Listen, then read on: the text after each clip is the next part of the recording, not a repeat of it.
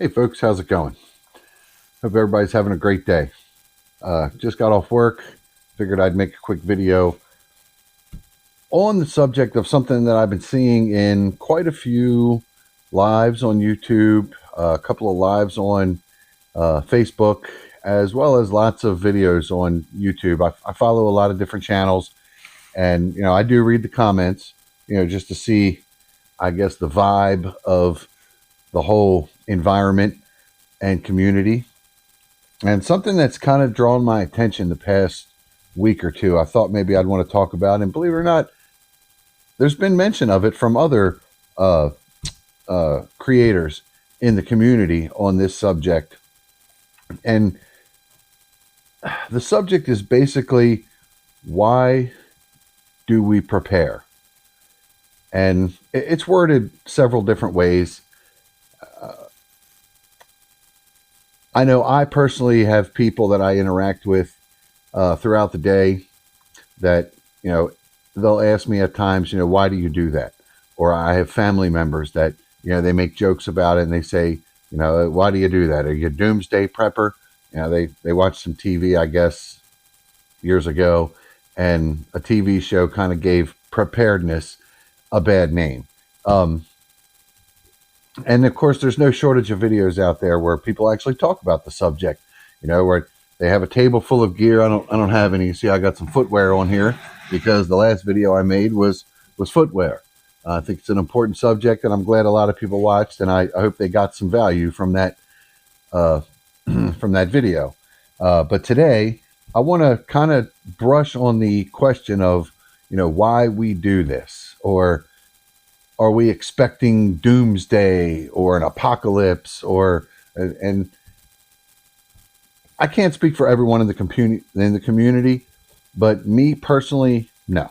I don't think that any of those drastic scenarios that we hear talked about are going to happen. Is it impossible? No. Is it possible? Yes. What's the likelihood? Depends on who you ask. There's going to be people out there that say that there's a high likelihood that there'll be some, huge nationwide crisis. There's others that I think, don't feel that likelihood is as high, but they still do see a problem. And that's not the primary reason or the sole reason why people like to be prepared. There are tons of scenarios and examples of why people prepare and how it works out for them when there is a situation. And they call it the SHTF, or the shit hits the fan, or as the DIY prepper, JR is his name, says, if the doodle hits the poodle. I love that. That's great.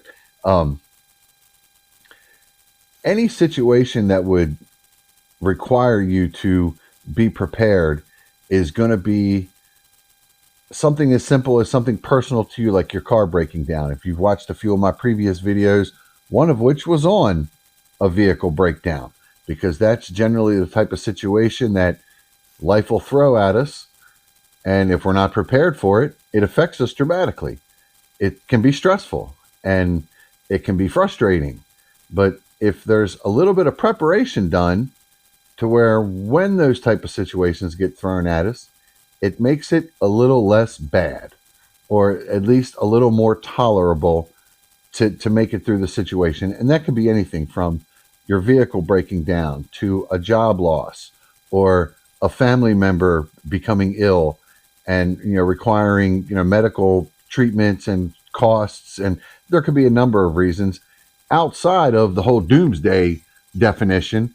And of course, there's some middle definition in there, like storms, natural disasters. It could be a fire like we had in California, or a hurricane like we had in North Carolina.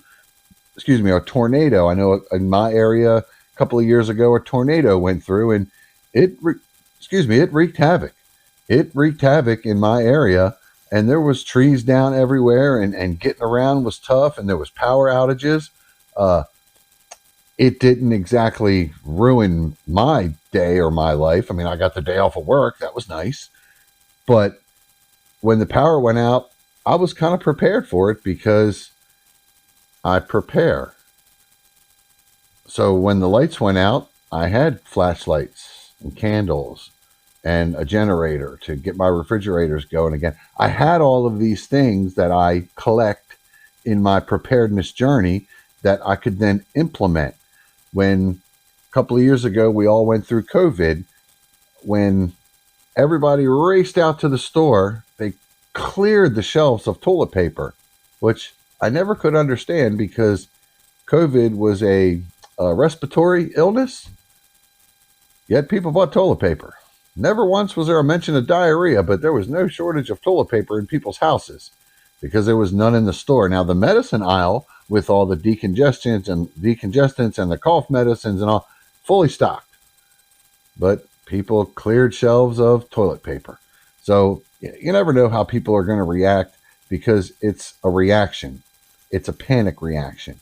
And there's kind of two ways to look at life in that aspect, in my opinion. You could be reactive, and you could be that guy that or that girl that runs out to the store and buys toilet paper when something happens. Or you can be proactive and not really have to react when something like a pandemic or a tornado or a flood happens. You can handle better the situation because you've made these preparations in advance. And most of the prepper channels or the preparedness channels, they like to fill the table up with, lots of canned food and freeze dried food and their water filters and their solar generators, and all those things are great. That's all part of it. But none of it really answers the question as to why. And I feel that the reason to why is because there are people out there that they don't want to have to react to a bad situation without being prepared. When something happens, the blow is somewhat softened because they've been prepared for it or they've prepared for it. Now, it doesn't have to be as extreme as some secret bunker. If you got the money for that, go right ahead. But I don't know too many that do have secret bunkers. Most of us just have a shelf unit in our basement or in our in a spare room or something with a couple of months of canned goods and some bottled water and that's usually what it takes to get us through. I know when the pandemic happened, some of those family members in my scenario, in my case, that always question, why do you do that? Why do you have all this extra stuff? It just takes up a lot of space. And what are you preparing for? The end of the world? Well, when COVID hit, who'd they call? Because they couldn't find toilet paper on a shelf anymore, and a few other things. And I got the call, and they said, "Hey, do you know any stores that have toilet paper?" And I said, I don't know. Good luck with that, because the two or three that I've been to, just to see how bad it was, were cleared out. So I don't know, but I'm good. I don't need toilet paper. I got plenty. And of course they started, well, can you give me some? Well, I guess. I mean, it was a family member. I couldn't tell them no. So, I said, well, what all do you need to at least get you through a week? Maybe 2 weeks. Well, we need this and this and this and this. And, I pulled it off my shelf and I hauled it up to them, and they paid me for it. So, everybody was happy. But it did kind of prove the point that the stuff that people keep on their shelves in a rotational system, instead of just having a pantry in your kitchen where you buy things at the store, you put it in your pantry, you take it out a couple of days later, you prepare it, you eat it, and that's your system. Store, pantry, table. Well, when you have a secondary storage system into that system, it's store, storage, pantry, table. And that's the rotation.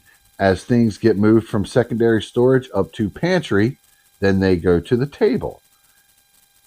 When I'm at the grocery store, I'm basically buying things for my secondary pantry, with the exception of the weekly, bread and things that don't have long-term storage capabilities, milk, creamer for my coffee. Those are the things that get bought weekly. but generally my grocery store trips are to replenish my secondary storage, because when I need to replenish my primary pantry, if I need a couple cans of green beans, or I need a can of peaches, or I need some chicken broth, I take it off the shelf and put it in the pantry. And then when I'm at the store, I buy those items, I replenish the second. And that's how most of us do it.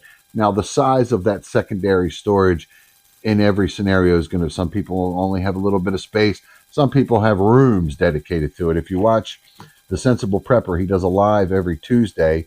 And from what he says in his videos, he has an entire room dedicated in his house with shelves that they call the grocery store.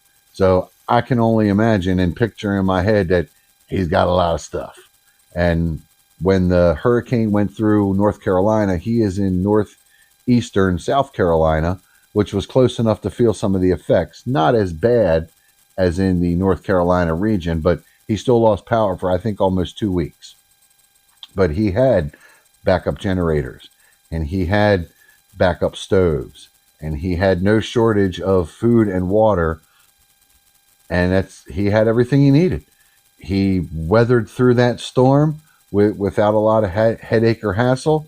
There were some trees blown down in his yard. He had plenty of fuel for his chainsaw, and he cleaned the mess up. And they went about, the only thing that changed was he didn't do his lives because the power draw with all of his cameras and all that was too big, and he didn't want to risk it. His freezers were more important. He made a smart choice.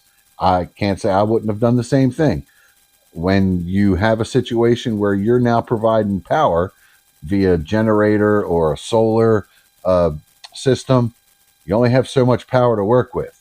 You have to look at your priorities. Refrigerators, freezers, those are priorities. And that's what he did. So I commend him for that. He does a great show. I recommend watching him and following his channel. Anyway, any type of situation where you're not prepared for it is technically an emergency situation. And it's hard to wrap your head around that unless you've actually been through it. If you've been through a situation where you've lost power for days, or your vehicle broke down and you're scurrying to try to figure out how to fix, because that's how you get to work every day. Any of these type scenarios, unless you actually walk that path, or as people say, walk a mile in my shoes, then you never really know what it feels like. But there are some reference materials, and I'm about to show you that I think are priceless. First of which is being this book here by Ferfal.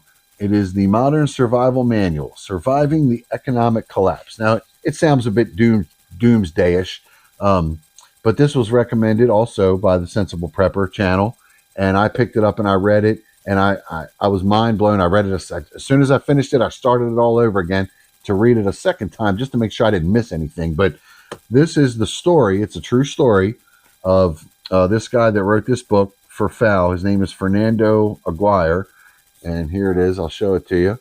I'll put a link for this book. I don't have an Amazon store or anything like that, but I'll pull it up on Amazon. Just get a generic link, and that's where I picked it up. I think it was about $10. It wasn't hateful, but basically, this guy lived in Argentina at the time. Still does, I'm assuming. Argentina was a first world country. They had an economy similar to ours.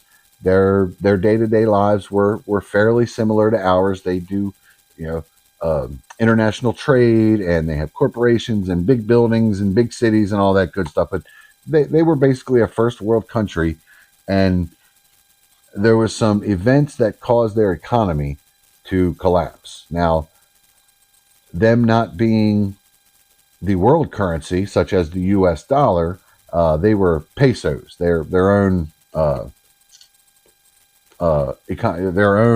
money was a peso, but the value of that peso plummeted almost to nothing.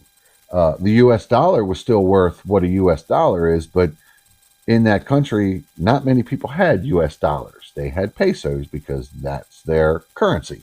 And this guy wrote a book about it. In 2001, their economy collapsed, and he wrote this book on just what his day-to-day life was like. He explains what happened to the economy, and then just basically what it was like living day to day throughout that period until their economy bounced back. And I believe since then they've had several other collapses. Um, I think there's some sketchiness in their government, and once you get corruption in a government, it's hard to get it out. It's usually deep rooted. Uh, I know us here in the United States, we have no shortage of corruption in our government. I'm not going to talk politics. Uh, I never will talk politics on this channel. It's not what it's for. But being prepared for a situation, whether it be something small that only affects you or something huge that affects the entire country, it's all the same thing. It's as these events start getting thrown at you, how prepared are you to get through them? Do you have enough water? If for some reason there's a cyber attack and the water filtration plants get shut down for a few days or a week or so, do people have enough water? A gallon a day per person is an absolute minimum. I've seen some people recommend 6 gallons a day per person. That's a lot of water, and that includes washing and cooking and cleaning. Um, so unless you have that on standby, you're out somewhere looking for a case of bottled water. And if there is a situation where the water filtration uh, system for your municipality or your area gets shut down, I'm sure there's a fair amount of people that are on well water, like I am. I'm thankfully on a well, so electricity is my weakness. Without electricity, I can't get water out of my well unless I use a hand pump. But if I was on municipal water, then once the water shuts down, nothing comes out the tap when you turn the knob. So you're kind of on your own. If the uh, if the power the power plants, if there's a cyber attack on a power plant and the electricity shuts off for a while, uh, or something happens to the electricity where it's affecting commercial buildings because they have such a large draw on the power grid, the grocery stores may have to shut their freezer sections down because that's a huge power draw. All them freezers and refrigerators keeping all that food cold and frozen, and you know I know in my area, my local grocery store, I guess they haven't updated their systems, and it has nothing to do with the power grid. It's their air conditioners or their refrigerators and their freezers. And a couple times a year they have an issue where I'll walk in there and the entire freezer section's dark. There's nothing in the freezers. They clear it all out, put it in the big walk-in in the back, and the freezer section is caution taped off because they got a repair guy in there fixing it. It's happened multiple times, and usually lasts a day or two. Not a big deal. But reading about and actually read this book, and just read it. If it's on a book on tape or something you can get on Kindle, that I'm sure it's available. It's been out for quite a few years. In fact, I hear there are rumors he's about to do a follow up to it. I don't know any details on that, but just this book alone, it gives you a first-hand account of actually going through a situation. And you have to, when you read it, you have to put yourself in his shoes and say, wow, that was not easy. Give the guy props for getting through it and getting creative with some of the things that he was doing. But you have to read the book. Another one, which this book is fiction. It's by William Forstchen. It's called 1 Second After. It's part of a series. I think there's 4 or 5 of them in this series. There's 1 year after, 1 month after, or something. There's a bunch of. This is the first one. This is the one that got me hooked. I read it as a recommendation on. I don't remember what channel I was watching. It wasn't Sensible Prepper because I had asked him about it in one of his lives, and he had started it at the time but hadn't finished it. But I'm sure he's finished it by now. But this, I believe, is fiction. But the guy that wrote it, he researched with some scientists and experts on an EMP or something happens where the electric just is gone. all electric. It's off. It's not coming back on anytime soon. That's it. And this was exceptionally good. Now, again, it's fiction, but it really tells a good story, and it'll kind of open your eyes as to what is possible in a situation that bad. Because after I read this book, which was a couple of years ago, I read this book. Um, we had that hurricane 4 or 5 months ago in North Carolina, Helene, I think it was, and those people were without power, and it was just and I remember it was the first thing I thought of was this book is like, wow, because I think this book is the town that he writes about was near there, or at least in that region, I believe. But my brain connected the two as wow, these there's roads are wiped out, buildings are gone, houses are gone. It's a wreck down there.